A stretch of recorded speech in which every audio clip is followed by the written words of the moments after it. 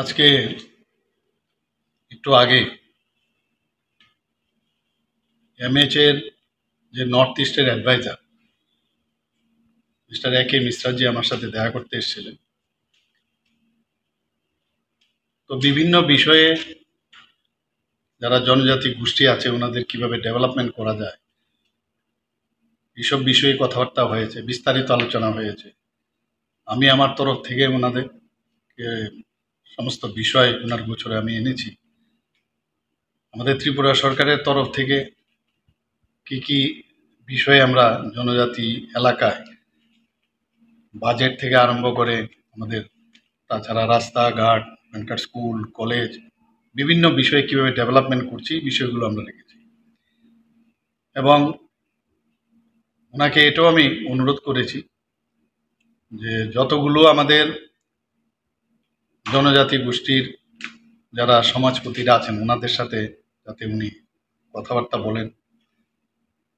এবং শুধু তাই নয়, যারা বিভিন্ন পলিটিক্যাল পার্টি আমাদের আছে ত্রিপুরাতে, পলিটিক্যাল পার্টির জনজাতি যারা ওনাদের সেলগুলো আছে, বিভিন্ন বিভাগ আছে আমাদের, যেমন প্রদেশ বিজেপির যেমন মোর্চা আছে, জনজাতি মোর্চা আমাদের, ইনক্লুডিং আমাদের জনজাতি মোর্চা, বিভিন্ন ট্রাইবেল যারা স্টুডেন্টস অর্গানাইজেশন আছে তাদের সাথে কথা বলার জন্য আমি ওনাকে অনুরোধ করি।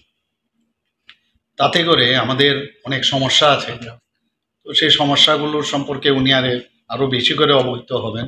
এবং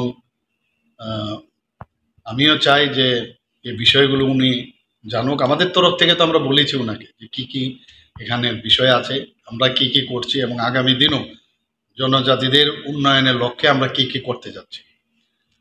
তো এই বিষয়ে ওনাকে আমি অনুরোধ করার পরে উনি বললেন যে ওনাদের সাথে উনি কথা বলবেন। আগেও হয়তোবা উনি কথা বলেছেন, কিন্তু যেহেতু আমি ওনাকে অনুরোধ করেছি উনি বলছেন যে আমি নিশ্চয়ই ওনাদের সাথে কথা বলব। তো সেইভাবে উনি ওনাদের সাথে কথা বলে আমাদের জনজাতি এরিয়াতে সমস্ত বিষয়ে আমরা যাতে, ওখানকার ডেভেলপমেন্ট হচ্ছে মেন। তো এমএচের থেকে ওনাকে পাঠানো হয়েছে এবং সেইভাবে আশা করি যে আগামী দিন আমাদের জাতি জনজাতি একসাথে আমরা মিলেমিশে ত্রিপুরাতে একসাথে আমরা থাকবো, ভালোভাবে থাকবো। কোনো রকম ডিফারেন্স যদি থাকে সেটা আলোচনার মাধ্যমে সেগুলো আমরা মিটিয়ে নেব। এবং যেহেতু উনি এসছেন সেইভাবে উনি বলেছেন যে আমি নিশ্চয়ই ওনাদের সাথে কথা বলে সামনের দিকে আমরা এগিয়ে যাব।